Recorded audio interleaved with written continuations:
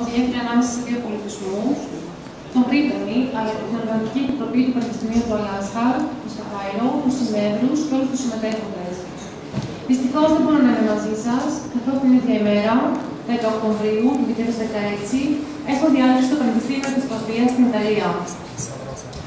Την ομιλία μου θα διαβάσει, την οποία και ευχαριστώ, η υποψήφια διδάκτωρα του Πανεπιστημίου Αμυνών, Ευαγγελία Νικηφόρου, στο τμήμα της Νεοελληνικής Φιλολογίας, με ειδίκευση στις informatiικές τεχνικές στα Βυζαντινά έργα υποτικά μυθιστορήματα, και είναι από τα μέλη του παρατήματος της Διεθνούς Εταιρείας Φίλων Νίκου Καζαντζάκη, με έδρα τη Γενέβη της Ελβετίας.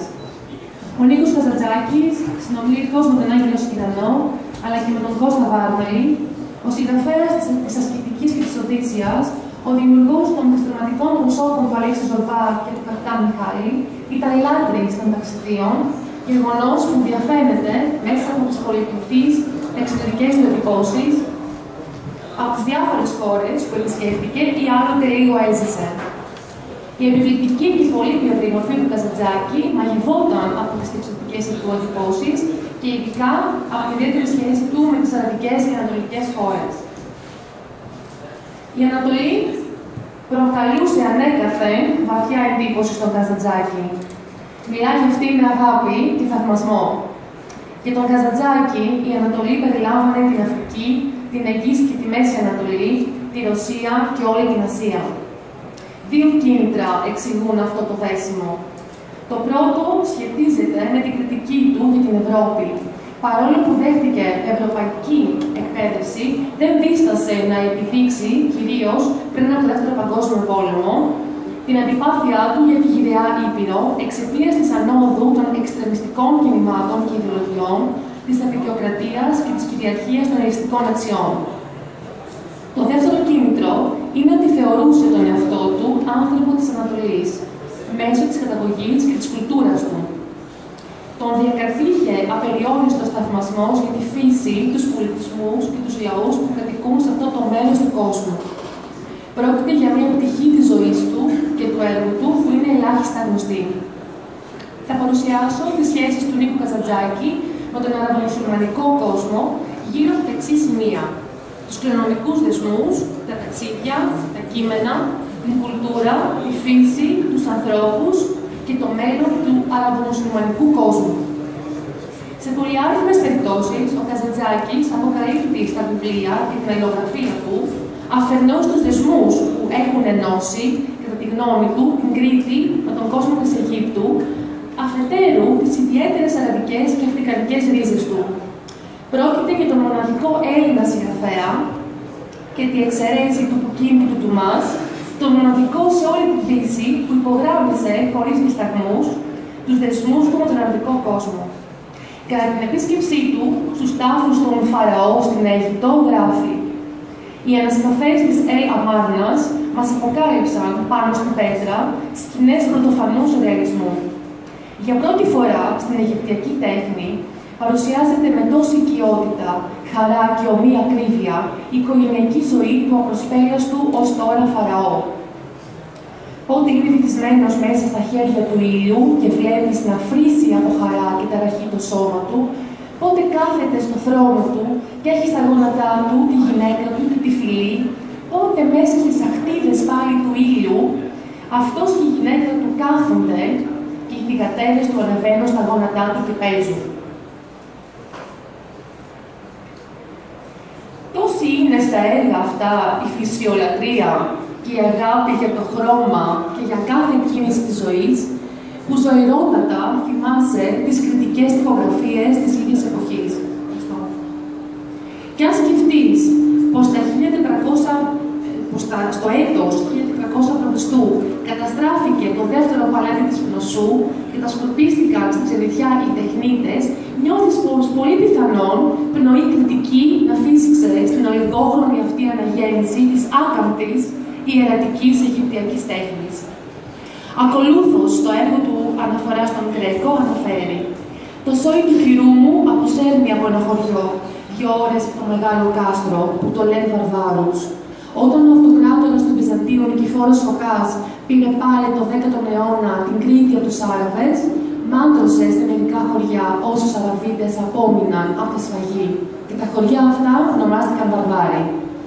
Σε τέτοιο χωριό ρίζωσαν οι πατροπρόδομοι μου και όλοι τους έχουν αραβίτικα ψυχικά σουσούνια, περήφανοι, πεισματάριδες, λιγομίλητοι, λιγοφάγοι, μονόγνωτοι. Στερνιάζουν μέσα τους χρόνια το θυμό ή την αγάπη, σωπαίνουν και ξάφνου τους καβαλάει ο δαίμονας και ξεσπούν φρενιασμένοι. Δεν είναι η ζωή για αυτούς το ανώτατο αγαθό, μα το πάθος. Δεν είναι καλή, δεν είναι βολική, βαρύς ο ίσιος τους, όχι από τους άλλους, από τον εαυτό τους. Τέλος, ταξιδεύοντας το όρο Σινά, γράφει «Και μου αρέσει να στοχάζουμε πως το αίμα μου δεν είναι καθαρά ελληνικό, μα κρατώ από τους Βεδουίνους». Κάποιος παλιός πρόγονος, ακολουθώντας το μισοφέγγαρο και την πράσινη σημαία του προφήτη, πήδηξε στις αραβικές γαλέρες που κίνησαν από την Ισπανία να κατακτήσουν το νησί που τρέχει μέλι και γάλα, στην Κρήτη. Τα όνειρα και τα ταξίδια αποτελούσαν για τον Καζαντζάκη τους οδηγούς της ζωής του. Αναζητούσε να γνωρίζει τους λαούς και τους πολιτισμούς τους. Το πρώτο ταξίδι σε μια αραβική χώρα πραγματοποιείται τον Απρίλιο του 1926 στη Παλαιστίνη και το Λίβανο. Συνοδευόμενος από τη σύντροφό του, Ελένη Σαμίου, επισκέπτεται ως το Μάιο του 1926 τη Βιθλεέμ, τη Χευρώνα, τη Τζάφα, την Ιερουσαλήμ, τη Χάιφα, τη Βηρητό και άλλες τοποθεσίες. Το δεύτερο ταξίδι του πραγματοποιείται μεταξύ Ιανουαρίου και Φεβρουαρίου του 1927. Τότε επισκέπτεται την Αίγυπτο, το Βόρειο Σουδάν και το όρο Σινά. Ενθουσιάζεται. Αισθάνεται σαν να βρίσκεται στην πατρίδα του. Ένα μεγάλο κομμάτι στο κειμένο του, το δεύτερο μέρος των περιπετειών του ήρωα, στις ραψοδίες Λότα Λάντα στην Ιλιάδα, ο Καζαντζάκης τοποθετεί στην Αίγυπτο. Στις Τετσίνες επίσης, το ένατο ποίημα είναι αφιερωμένο στον Μωάμεθ. Μεταξύ αυτών έχει γράψει και ένα ποίημα για τον Μωάμεθ, που ήθελε να το γυρίσει σε φιλμ στο Μαρόκο και δυστυχώς δεν το κατάφερε. Δημοσιεύτηκε στο 15ο τεύχος του περιοδικού Regard Grégoire, τον Ιούλιο του 1997, του επίσημου περιοδικού της Διεθνούς Εταιρείας Φίλων Νίκου Καζαντζάκη. Σε δύο εξωτικά του βιβλία, ο μεγάλος συγγραφέας και ποιητής περιγράφει τις περιηγήσεις στις αραβικές χώρες. Στο βιβλίο «Ταξιδεύοντας», η Καλή Αίγυπτος, η Νέα Ιερουσαλήμ, που εκδόθηκε στα ελληνικά, και από το όρο Σινά, στο νησί της Αφροδίτης, που πρωτοεκδόθηκε στα γαλλικά. Σε πολλές περιπτώσεις, μέσα στα έργα του, αναφέρεται σε ποιητές και φιλοσόφους του αραβομουσουλμανικού κόσμου και κυρίως τον ποιητή Μίτζα Αμπτούλ Ιδέι, που τόσο αγαπά, στον μεγάλο μουσουλμάνο ασκητή Αμπτούλ Χασάν, του οποίου τα κείμενα παραθέτει, και στον φιλόσοφο Αβερόη, του οποίου αναφέρει συχνά τη φράση. Μια ηθική βασισμένη στην ελπίδα, την ανταμοιβή και τον φόβο της τιμωρίας είναι ανάξια του ανθρώπου του Θεού, είναι ανήθικη. Στο μυθιστόρημα του Αδελφοφάδες αναφέρει το εξής επίγραμμα του μουσουλμάνου μυστικού του 11ου αιώνα Σιθνά Αλή. Μιλάει ο Θεός. Όποιος με ζητάει, με βρίσκει. Όποιος με βρίσκει, με γνωρίζει. Όποιος με γνωρίζει, με αγαπάει. Όποιος με αγαπάει, τον αγαπώ. Όποιον αγαπώ, τον σκοτώνω. Άλλα παραδείγματα του θαυμασμού του για την αραβομουσουλμανική κουλτούρα προέρχονται από δύο κείμενα. Το πρώτο αναφέρεται στην επίσκεψή του στο παλάτι της Αλάμπρα στην Ισπανία και το δεύτερο στην επίσκεψή του στο τζαμί του Ομάρ στην Παλαιστίνη. Στη θέα του παλατιού της Αλάμπρα τον κυριεύουν τρία ισχυρά συναισθήματα. Πρώτον, η ταυτότητα της αρχιτεκτονικής και της μουσικής. Την ταυτότητα τούτη την είχα μαντέψει στο τζαμί της Κόρδοβας και στο Αλκάθαρ της Σεβίλιας, μα εδώ μου φανερώθηκε στην πιο φανερή γοητευτική μορφή. Δεύτερον, η δεύτερη ανώτατη συγκίνηση είναι η βαθιά συγγένεια γεωμετρίας και μεταφυσικής. Τρίτον, η τρίτη συγκίνηση είναι η ερωτικά υποβολή. Σχετικά με το τζαμί του Ομάρ, γράφει «Ζήγωσα, γοητευμένος, τα αραβίτικα γράμματα πλέκονταν σαν λουλούδια, γίνονταν ρητά του Κορανίου, τυλίγονταν σε περιπλοκάδες στις κολόνες και έπιαναν, ανθίζοντας το θόλο. Έτσι αγκάλιαζαν και εκμαλώτιζαν το Θεό μέσα στην ανθισμένη αγράπελη της γης. Ένας πιστός, γονατισμένος στην ψάθα, με το πρόσωπο κατά τη Μέκα, προσεύχεται. Ακουμπάει το μέτωπο στη γη με εμπιστοσύνη, σαν το βρέφος στο κόρφο της μάνας, πολλή ώρα. Και αργά ξεκορμίζει, ανασηκώνεται και κοιτάζει ψηλά, στο χρυσοπράσινο ζωνάρι του τρούλου. Τα μάτια του, εκστατικά, κυνηγούν ανάμεσα στις περίπλοκες γραμμές και στα ξόπλια το κρυμμένο γλιστερό ρητό του Μουχαμέτη. Σαν να κυνηγούν μέσα σε όνειρο το μυστικό του αλάφι. Και τι χαρά όταν πια νιώσει πως όλες ετούτες οι λιγνές περιπλοκαδίσιες γραμμές δεν είναι παιχνίδι μάτιο της φαντασίας, παρά ένα ψηλό, αυστηρό παράγγελμα του προφήτη. Τα αρώματα, η φύση, τα φρούτα, το νερό, το αλάτι, η φωτιά, το φως, η έρημος είναι μερικές από τις συνηθέστερες αναφορές μέσα στο έργο του Νίκου Καζαντζάκη. Παραθέτουμε μια σειρά αποσπασμάτων. Και όταν κάποτε μπήκα στην έρημο της Αραβίας, καβάλασα η καμήλα και αγνάντεψα την απέραντη ανέλπιδη αμμούδα, κύκριμη τριανταφυλλιά, μαβιά κατά το βράδυ, να κυματίζει μπροστά μου, χωρίς αγνάρι ανθρώπου, αλόκοτο με φύση με συνεπήρε, η καρδιά μου έσυρε φωνή σαν γερακίνα που γυρίζει, ύστερα από χρόνια, από χιλιάδες χρόνια στη φωλιά της. Αργότερα ξετόπωσα κι άλλα σημάδια πάνω στην άμμο, που ακολουθώντας τα θα μπορούσα να φτάσω στους προγόνους, τη φωτιά και το νερό. Όταν δω φωτιά να καίει ανώφελα, τεινάζουμε απάνω ανήσυχος. Δεν θέλω να τη βλέπω να χάνεται. Και όταν δω μια βρύση να τρέχει και να μην υπάρχει σταμνή να γεμίζει, ή άνθρωπος να πίνει, υπερβόλη να ποτίζεται, τρέχω και την κλείνω. Ζούσα όλα τούτα τα παράξενα. Μα δεν τάσμιγα καθαρά στο νου μου να βρω τη μυστική τους ενότητα. Δεν το βαστούσε η καρδιά μου να σπαλατεύεται το νερό, η φωτιά, το αλάτι. Αναγάλιαζα όταν έβλεπα μια γουρματιά. Έμπαινα στην έρημο και δεν ήθελα πια να βγω. Μα ο νους μου δεν πήγαινε παραπέρα. Χρόνια πολλά. Μα φαίνεται, κρυφά στο σκοτεινό αγαστήρι μου, δούλευε η έγνοια. Έσμιγαν κρυφά εντός μου όλα τούτα τα ανεξήγητα. Έπαιρναν σιγά σιγά το ένα δίπλα στο άλλο νόημα. Και απότομα μια μέρα, χωρίς να το έχω στο νου μου, εκεί που περπατούσα σε μια μεγάλη πολιτεία και χάζευα, βρήκα αλάτι, φωτιά, νερό, τα τρία πολύτιμα αγαθά της ερήμου. Σίγουρα το λοιπόν κάποιος πρόγονος μέσα μου, Μπεντουίνος, τεινάζονταν όταν έβλεπε το αλάτι, τη φωτιά, το νερό να χάνονται και χυμούσε να τα σώσει.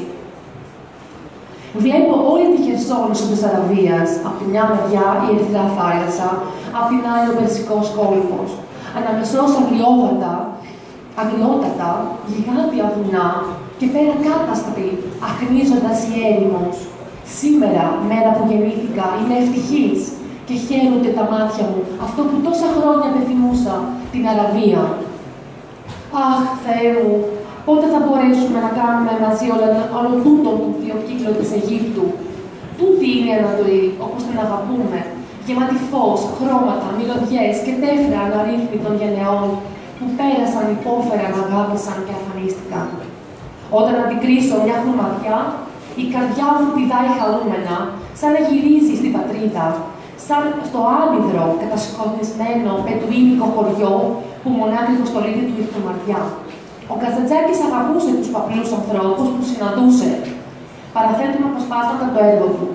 Και όπως το συνηθίζουν οι μεγάλες ανατολίτικες ψυχές, έσμιγαν και εδώ οι Άραβες τις αντίθεσες που τόσο δύσκολα χωρούν στις δυτικές ψυχές. Τη γλύκα της ζωής, το ασάλευτο φαγοπότη, το οκνό χάδι με την άγρια πολεμική αμανία. Σχετικά με τους Μπεδουίνους γράφει: σμίγουν οι Μπεδουίνοι στην έρημο, σκύβει ο ένας απάνω στον άλλον, κρατούν τα χέρια σφιχτά και αρχίζει η απλή προαιώνια στοιχομηθεία. Πώς περνάς, πώς περνάει η γυναίκα σου, πώς περνάει η καμήλα σου, από πού έρχεσαι, πού πας. Απαντάει εκείνος που ρωτήθηκε και όσο τελειώσει, προτείνει και αυτό τα ίδια ερωτήματα και αρχίζει η απόκριση του άλλου. Οι λέξεις Σελάμ και Αλάχ ακούγονται κάθε στιγμή και η συνάντηση αυτή παίρνει συνάντηση των ανθρώπων.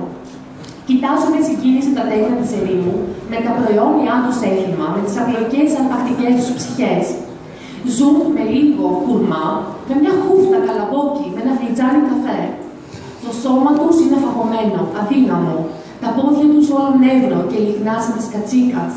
Το μάτι τους κι αυτό εξαίσια σαν του ζώου. Χιλιάδες χρόνια τώρα η ζωή τους δεν άλλαξε. Ο αρχηγός της φυλής τους, ο Σεΐχης με το κόκκινο μπουρνούζι, τους δικάζει κατά τον άνευο βεδουίνικο νόμο. Θρησκευτικό είναι το σέβος τους για την ιδιοκτησία. Μπορείς να αφήσεις οτιδήποτε στην Έλληνο και να χαράξεις κύκλο γύρα του. Ο χώρος γίνεται απαραβίαστος. Κατοικούν πάντα σε τσαντίδια. Χτίζουν πρόχειρα σπιτάκια, μα όχι και κατοικιά, παρά για αποθήκη. Εκεί είναι αποθηκευμένος όλος τους ο ταπεινός πλούτος. Αλεύρι, ρύζι, καφέ, ζάχαρη, καπνός. Φεύγουν, μετατοπίζονται, αφήνουν μήνες τα σπιτάκια τους ανοιχτά, που μένουν πάντα απαραβίαστα. Αν περνάς από ξένη χουρμαδιά και φας χουρμάδες και αφήσεις τα κουκούτσια σοδιασμένα μέσα στην περιοχή του δέντρου, ο ιδιοκτήτης της χουρμαδιάς χαίρεται, γιατί ευεργέτησε ένα πεινασμένο διαβάτη. Αν όμως δει τα κουκούτσια σκόρπια, μακριά από το δέντρο, ο ιδιοκτήτης φρενιάζει, κυνηγάει τον κλέφτη και τον εκδικέται απάνθρωπα στις καμήλες του και στα πρόβατα. Είναι οι πιο φτωχοί και οι πιο φιλόξενοι άνθρωποι του κόσμου. Πεινούν και δεν τρώνε, για να έχουν πάντα κάτι στο τσαντίδι τους να επιφυλέψουν τον ξένο. Πεινούν και ποτέ δεν ζητούν. Στις σημειώσεις του από τα ταξίδια του Καζαντζάκη στην Αίγυπτο περιγράφεται η συμβολή των φελάχων στον Παγκόσμιο Πόλεμο. Ένιωσαν, γράφει, για πρώτη φορά τη σκλαβιά. Έστειλαν στον πόλεμο πάνω από 1.000.000 ψυχές. Τους έκαναν επίταξη τα ζώα τους και τις οδιές τους. Στον πόλεμο, κάτω από το μαστίγι, 40.000 φελάχοι γίνονται εργάτες ειδικοί και δουλεύουν για τις ανάγκες του συμμαχικού στρατού. Επίσης, περιγράφει την καθημερινή ζωή των φελάχων, τη μιζέρια μέσα στην οποία ζουν. Διαπιστώνει την εκμετάλλευση που υφίστανται από τους Ευρωπαίους και την καταδικάζει. Ο Καζαντζάκης φεύγει με την καρδιά του σφιγμένη. Η μοίρα του φελάχου, αυτού του δύστιχου, του αδελφού μας, που παλεύει σαν σκυλί και πεθαίνει της πείνας, γέμισε την καρδιά του με ντροπή και πίκρα. Εκτιμά πάντως ότι αυτή η κατάσταση δεν θα διαρκέσει για πολύ, αφού προβλέπει ήδη την αφύπνιση των λαών. Το μέλλον του αραβομουσουλμανικού κόσμου. Στο ταξίδι του στην Αίγυπτο, ο Καζαντζάκης αποκαλύπτει την άποψή του για το μέλλον του Ανατολικού και δι αραβομουσουλμανικού κόσμου. Ξεκινάμε πολυάριθμες διαπιστώσεις. Για να τους έχουμε το μέρος τους, οι Ευρωπαίοι υπέδειξαν στους λαούς της Ανατολής ότι έχουν δικαιώματα και πώς αν τους βοηθήσουν θα αποκτήσουν την ελευθερία τους. Τους δίδαξαν όμως και τη χρήση των πλέον σύγχρονων όπλων. Συναστρεφόμενοι με τους Ευρωπαίους, μπόρεσαν να γνωρίσουν καλύτερα τις συνήθειές και τις αδυναμίες τους. Επιστρέφοντας στις πατρίδες τους, καταρτισμένοι, άρχισαν να διεκδικούν. Σε αυτές τις διαπιστώσεις, ο Καζαντζάκης προσθέτει δύο πολλές βασικές παραμέτρους. Πρώτον, κάθε συμβάν, όπου και αν λαμβάνει χώρα στη γη, επηρεάζει όλο τον κόσμο, συμπεριλαμβανομένων και των αραβικών πληθυσμών. Δεύτερον, η Ρωσία επηρεάζει τον επαναστατικό αναβρασμό στις αραβικές και μουσουλμανικές χώρες. Με αυτά τα δεδομένα, ο Καζαντζάκης περιγράφει ακολούθως το μέλλον του Ανατολικού και ειδικά του αραβομουσουλμανικού κόσμου. Οι λαοί αρχίζουν να εκμεταλλεύονται οι ίδιοι τα πλούτη τους, να αναπτύσσουν το εμπόριο, να φτιάχνουν εργοστάσια, να ανοίγουν τράπεζες. Μια νέα αστική τάξη διαμορφώνεται και κρατάει επιφυλακτική, αν όχι εχθρική στάση απέναντι στη Δύση. Και συμπεραίνει, το μέλλον ανήκει στους λαούς που συνδυάζουν αυτά τα δύο. Πρώτον, συγχρονισμένα τεχνικά μέσα. Δεύτερον, μια πίστη. Δεν εννοώ θρησκεία, αλλά γενικά ένα κεντρικό, βαθύτατο συναίσθημα. Η Ευρώπη έχει σήμερα το πρώτο, η Ανατολή το δεύτερο. Η Ανατολή, ιδίως μετά τον πόλεμο, άρχισε να μοιείται στα τεχνικά μέσα και να οργανώνεται. Η Ευρώπη ολοένα χάνει κάθε κεντρική πίστη, αποσυντίθεται. Ο νέος παγκόσμιος πόλεμος που έρχεται θα την αποσυνθέσει πιθανότατα, εντελώς και βία. Και τότε όλη η μοίρα του κόσμου θα μετατοπιστεί από τη Δύση στην Ανατολή. Στο σημείο αυτό θέλω να ευχαριστήσω όλους τους συμμετέχοντες. Θέλω επίσης να παρουσιάσω τον Γιώργο Στασενάκη, ο οποίος αποτελεί πρόεδρος της Εκτελεστικής Επιτροπής της Διεθνούς Εταιρείας Κοινωνικού Καζαντζάκη και είναι πρεσβευτής ελληνισμού και υπότιτλος του Εθνικού Τάγματος Αξίας από την Γαλλική Δημοκρατία. Επίσης, θα ήθελα να πω ότι του χρόνου, το 2017, συμπληρώνονται 60 χρόνια από το πρώτο του μεγάλου κριτικού επικού λογοτέχνη, 1957-2017, Και η Διεθνής Εταιρεία Φίλων Νίκου Καζαντζάκη, υπό την αιγίδα του Υπουργείου Εξωτερικών, με την υποστήριξη του Ελληνικού Ιδρύματος Πολιτισμού και του Παγκόσμιου Συμβουλίου Κριτών, διοργανώνουν εκδηλώσεις στο εσωτερικό και στο εξωτερικό. Ημερίδια συνέδρια στην Αφρική, στην Ασία, στην Ευρώπη, στις ΗΠΑ, Καναδά, Λατινική Αμερική, Μέση Ανατολή, στην Νέα Ζηλανδία. Παρακαλώ στο τέλος του συνεδρίου να διανεμηθούν τα φυλάδια με τις εκδηλώσεις στο εξωτερικό και στο εσωτερικό, όπως επίσης και το ενημερωτικό δελτίο σύνθεσης που δημοσιεύεται από τη Συντονιστική Επιτροπή της Διεθνούς Ένωσης Φίλων Νίκου Καζαντζάκη 3 φορές το χρόνο στα ελληνικά. Στα αγγλικά, στα γαλλικά, στα γερμανικά και στα ελληνικά, ιαπωνικά, ισπανικά, ιταλικά, κινέζικα και πορτογαλικά και ρώσικα. Ευχαριστώ πολύ.